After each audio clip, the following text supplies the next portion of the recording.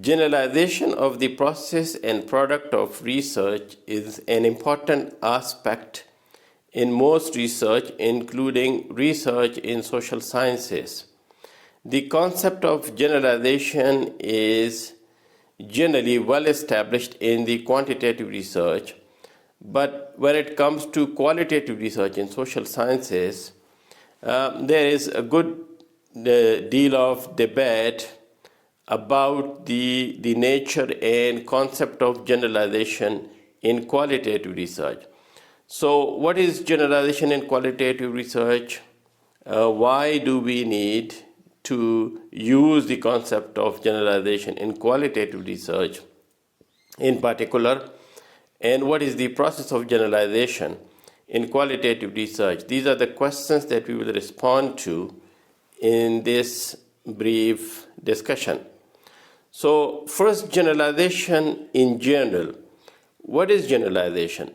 Generalization in research actually, in its traditional sense, means the application of the results based on the sample of a study to the target population or to real life or to other similar contexts.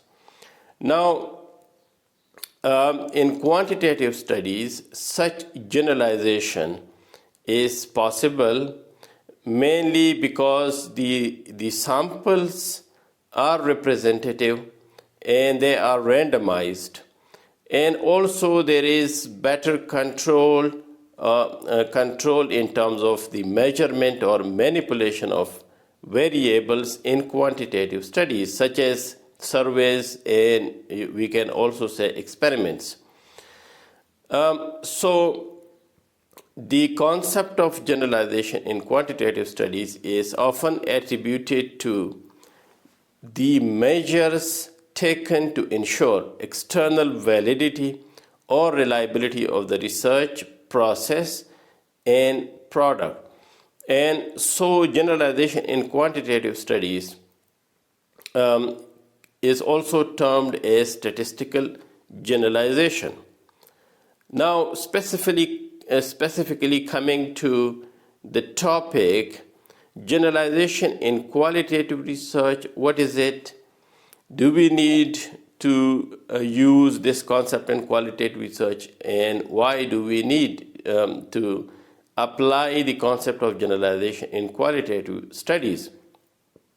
So, in comparison to quantitative studies, where the concept of generalization is more straightforward, the concept of generalization in qualitative studies is a bit more complex. And so there is a debate around this, mainly because of the nature of qualitative research, the aims and objectives of qualitative research, and the kind of data that we get in qualitative research, the kind of analysis that we conduct.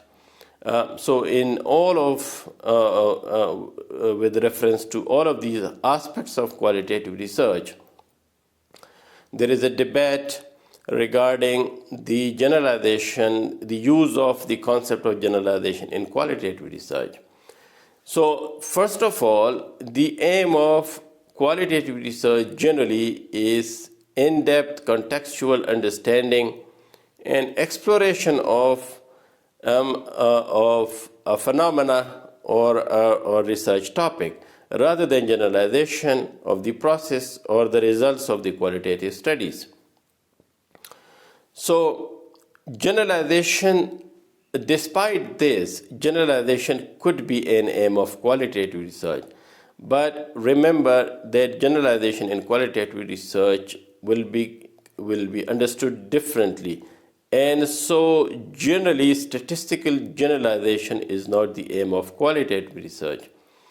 So, the term that researchers have used for the concept of generalization in qualitative studies include naturalistic generalization, or it is also termed as transferability, and analytic generalization.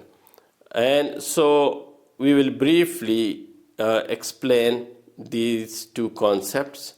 Naturalistic generalization or transferability is the kind of generalization in which the process of generalization is left to the discretion of the reader or the user of the research.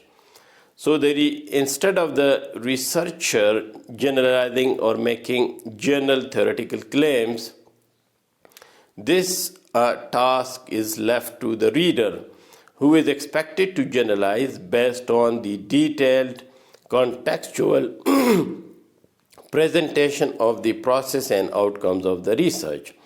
So what the researcher actually does is to give detailed contextual analysis and details regarding the process and outcomes of the research, and the process of generalization is left to the reader, who is expected to be in a position to generalize the process and the outcomes of this particular research to other similar situations.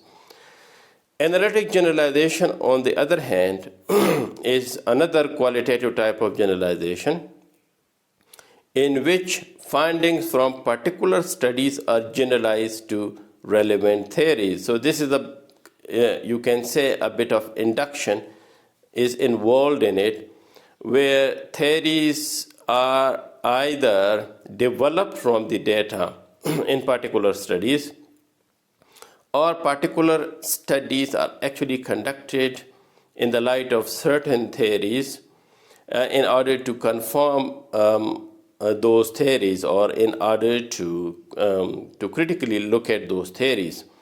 So this type of generalization, or in other words, we call this theorization, as I said, could be confirmatory or exploratory.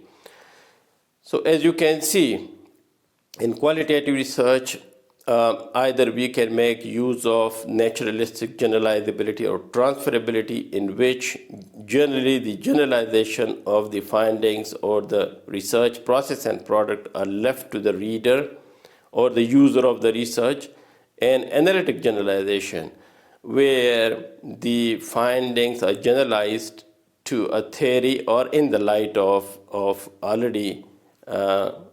theories already present in the field. And so the second one, the analytic generalization, may happen through replication of the research process. So because there are contextual details related to the research, so what the readers or the users can do is to replicate the research process in order to confirm the findings of the study. Then generalization, how can we actually generalize better in qualitative research?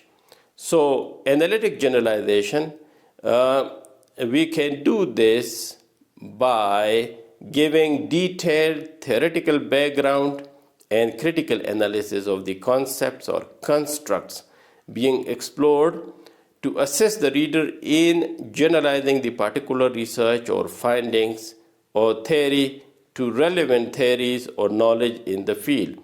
So during analytical generalization, what the researcher needs to do is actually to critically analyze and to analyze in detail the various constructs or concepts that have been explored in the particular research in the light of other relevant theories or background, in order to enable the reader to make generalizations.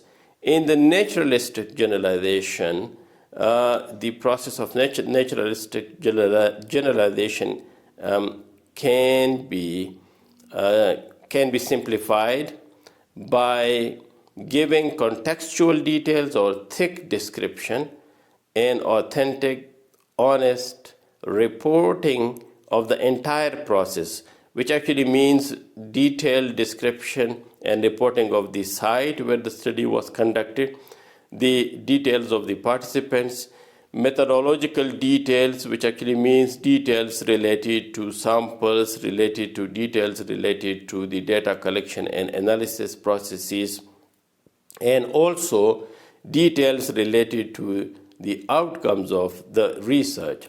So by following these, mainly by giving detailed contextual information about the research process, the research outcomes, and the origin of the research, and by giving details of the research participants, the research methodology, and the research outcomes, the process of generalization in qualitative research could be strengthened. So these are some references and suggested readings that might help you in further understanding the interesting concept of generalization in qualitative studies.